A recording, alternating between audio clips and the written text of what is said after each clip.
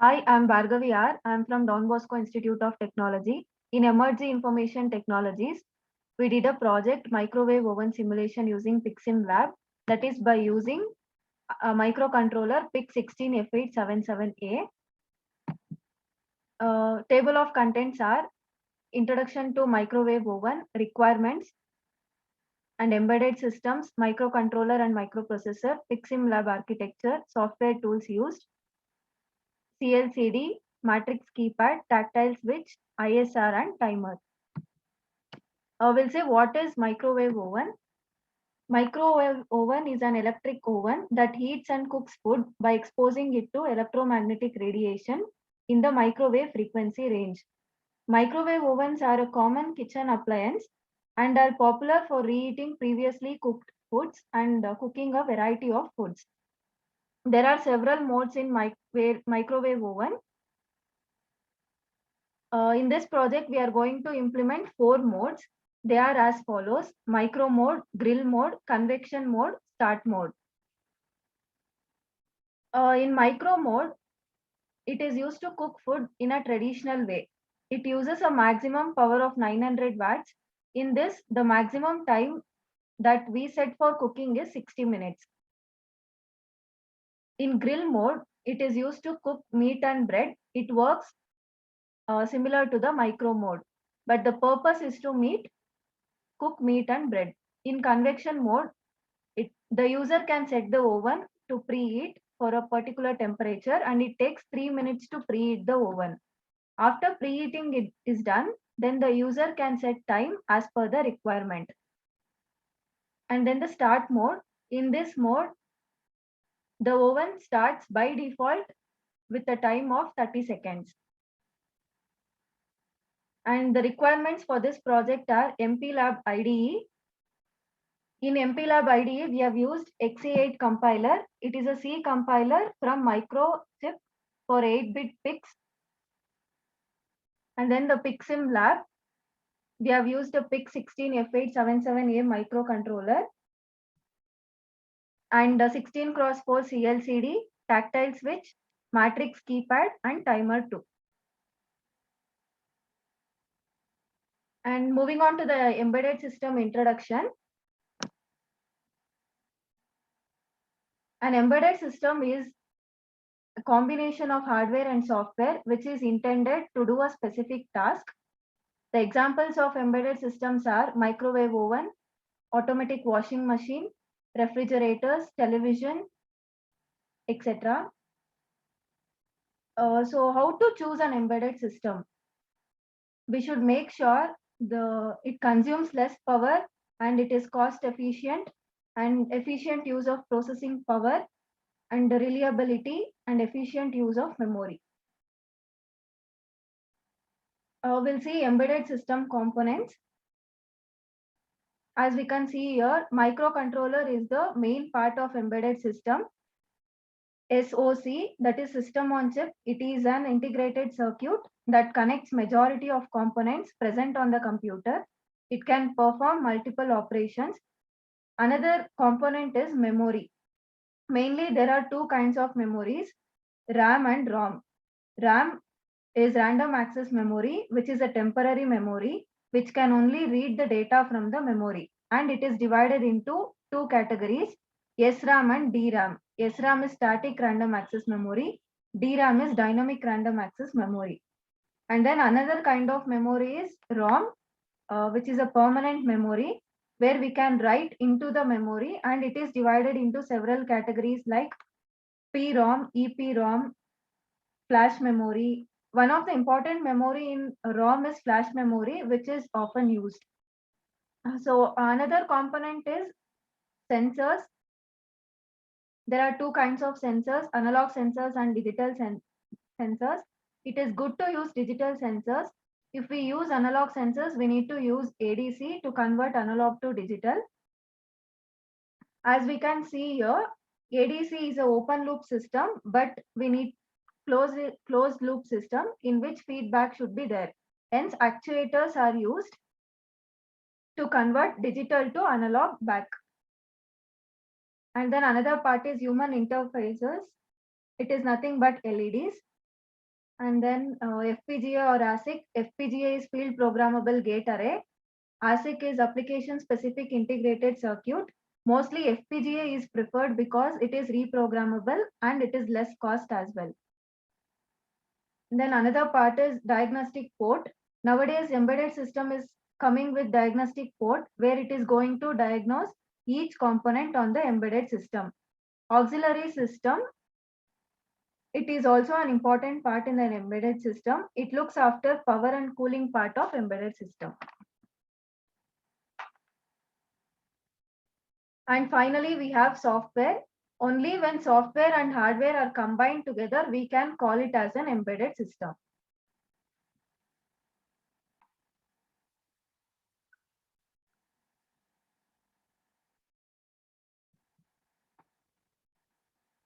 So we'll continue with embedded system categories. We have 4 kinds of categories here: standalone system, real-time system, networked system, mobile system. In standalone system, it is further divided into 2 types: slave system and independent system. Slave systems are not intelligent even though these are embedded system. These system cannot take action by their own. For example, semi-automatic washing machine. In independent system, they can take action by their own. For example, Google car. And then the second type is real-time system. These systems are time-bound system which will take action on a specified time. Failures in this system are not acceptable. It is further classified into hard real-time, firm real-time, and soft real-time system. For example, airbag system. And the next type is network system. The systems which are connected to the network, for example, home security system. And then the last type is mobile system. The system which are movable are called as mobile system. And then the next topic is embedded system real-time aspects. Hard real-time, it should meet its deadline. In firm real-time, it is similar to hard real-time. Soft real-time, it can have tolerance in meeting its deadline.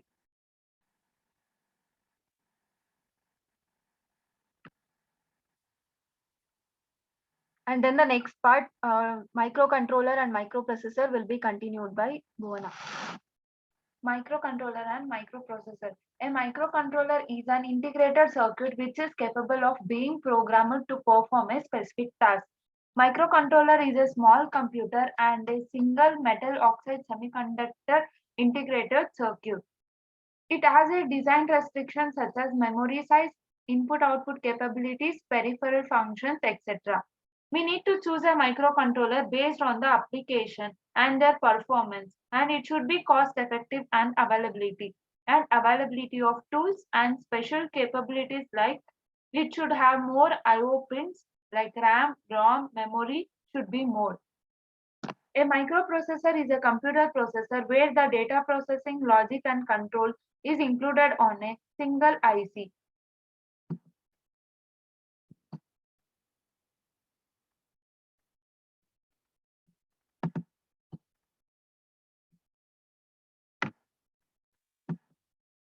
We'll see the difference between microcontroller versus microprocessor. A microcontroller, as shown in figure, all components will be in a single chip. It will be less flexible and less design complexity. Less flexible is a disadvantage of the microcontroller, and microprocessor here as shown in figure, all the components are assembled separately and it will be more flexible to use and design complexity will be more in this case. Software tools used. We have used MPLAB XIDE version 5.50. MPLAB is an integrated development environment, is an expandable and highly configurable software program that incorporates powerful tools to help us discover, configure, develop, debug, and qualify embedded designs for most of our microcontrollers and digital signal controllers. Next is PixSimLab. PixSimLab is a real-time emulator which is integrated with MPLAB and Arduino IDE. It is used for simulation purpose. Here is a PICSIMLab architecture, and we have used PIC16F877A microcontroller, which has an interface of GPIO pin, RTC or EEPROM, LM35 temperature sensor, ADC, RS232 LEDs, buzzer, digital keypad, SSDs, matrix keypad, CLCD. Let us see what is CLCD. CLCD is a character liquid crystal display. In PIXIMLab, there are two types of displays. One is 6 cross 16 cross 2 display and another one is 16 cross 4 display. It displays the ASCII character and some special characters. There are two types of communication mode. One is 4-bit mode and 8-bit mode. Let us see what is matrix keypad. It is used when more number of user inputs are required and still want to save some controller I/O lines. These keypads are most commonly used in telephones, calculators, digital lockers, etc. Tactile switch. Tactile switch is a switch whose operation is perceptible by touch. This switch used to select the mode of operation and to enter the temperature and to enter the time in our project. This switch will produce a bouncing effect when a switch is pressed. Here in first figure, it shows the tactile switch model, and figure 2 and 3 shows how the tactile switch works. Interrupts. An interrupt is a communication process set up in a microprocessor or a microcontroller in which an internal or external device requests the MPU or MCU to stop the processing. Then the MPU or MCU acknowledges the request and attends the request. And then it goes back to the processing where it got interrupted. ISR is nothing but an interrupt service routine. It is a software routine that hardware invokes in response to an interrupt. It attends to the request of an interrupting source by clearing the interrupt flag and should save register contents that may be affected by the code in the ISR. It must be terminated when the instruction retires. When an interrupt occurs, the MPU completes the instruction being executed, then it disables global interrupt enable, places the address from the program counter on the stack. Timer is an important application in any of the embedded system, which is a default peripheral which maintains the timing of an operation in sync with the system clock or an external clock. It has many applications such as measuring time and generating delays. Timer or counter is a software designed to count the time intervals between the events. Bhargavi will continue the working and demo.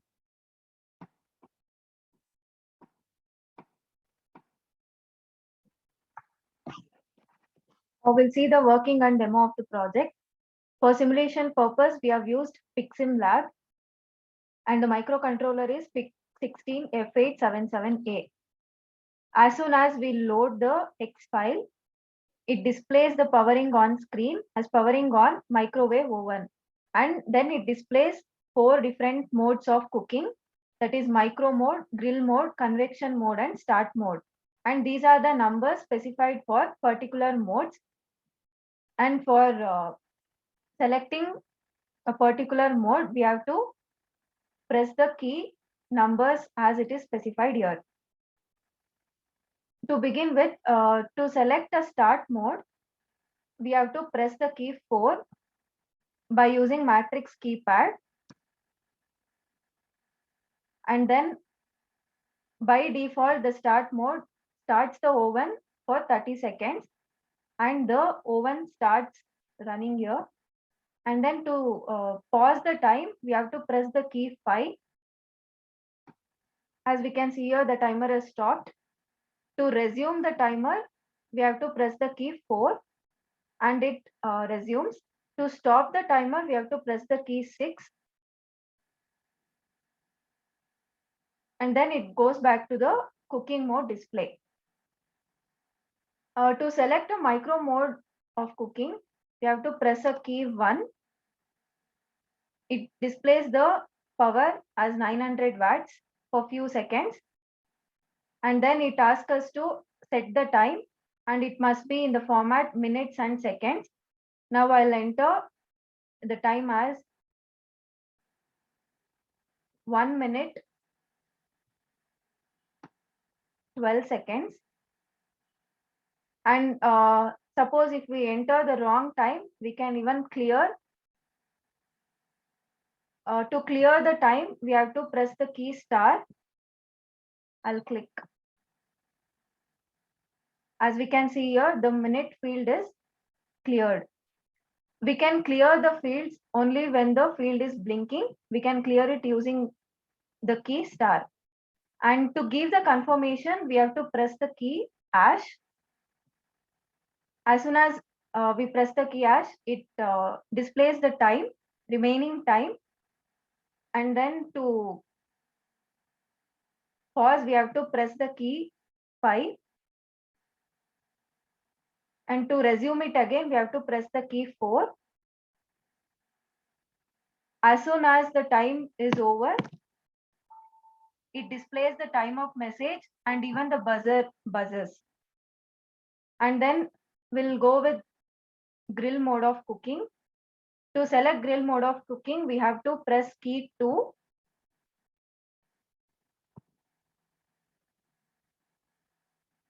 It asks us to set the time. It is similar to the micro mode of cooking. The time must be in the format minutes and seconds. I'll enter the time as 1 minute 12 seconds.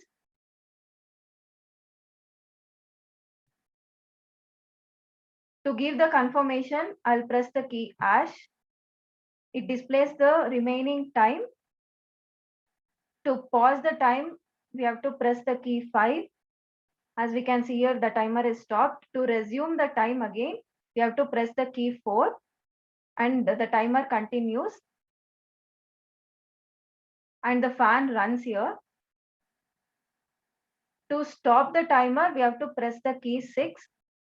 If we stop, it goes back to the cooking mode display.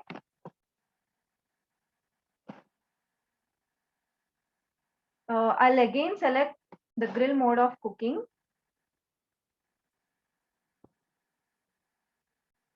I'll enter the time as just 13 seconds and I'll give the confirmation. We'll wait till the time ends.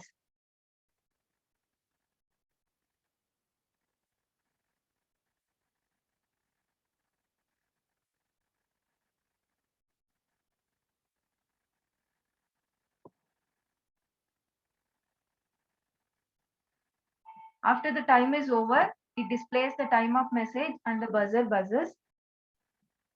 And then for selecting convection mode of cooking, we have to press the key 3. And here it asks us to set the temperature in degrees Celsius. I'll enter the temperature as 1, 2, 3. That is 123 degrees Celsius. If we want to clear the temperature, then we have to press the key star. As we can see here, it is cleared. And even it is blinking. I'll enter the value again.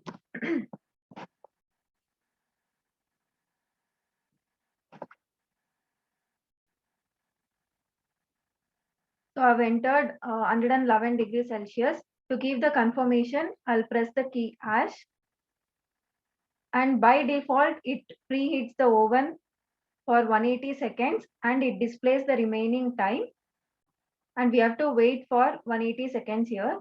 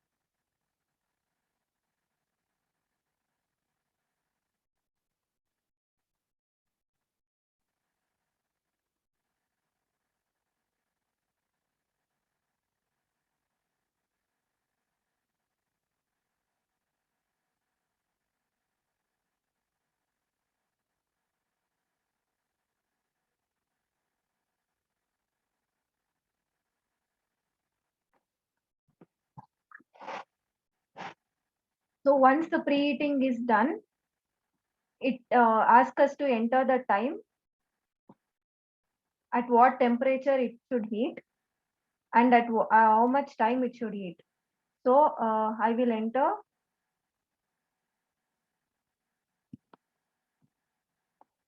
as 1 minute 11 seconds. If I want to clear, I have to press the key star.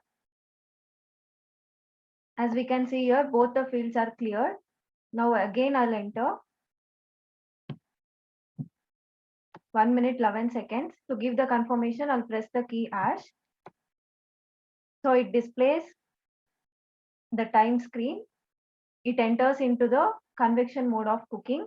And if I want to pause the timer, I have to press the key 5.